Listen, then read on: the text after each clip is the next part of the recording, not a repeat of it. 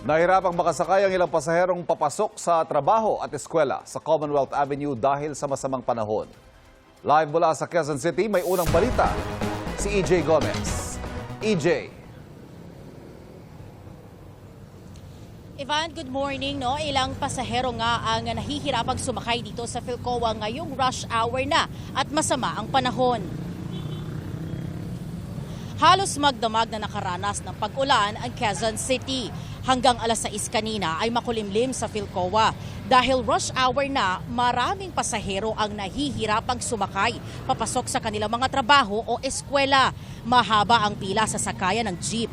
May ilan na pinipilit na lang na sumabit. Ang mga bus naman, karamihan ay punuan kaya nag-uunahan ang mga pasahero sa pagsakay.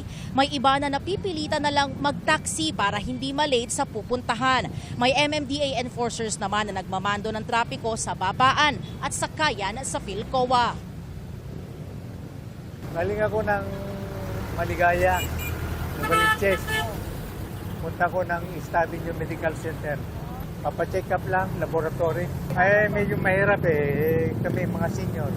Mahirap ng kwan, masapit-sapit. Naghahanap ako ng yung bus.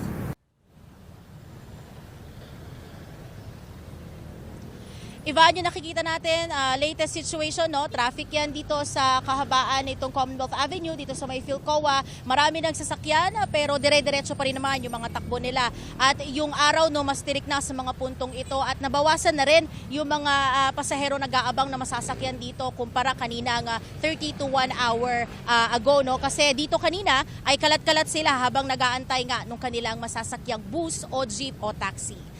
At yan ang unang balita mula po dito sa Quezon City. EJ Gomez, GMA News.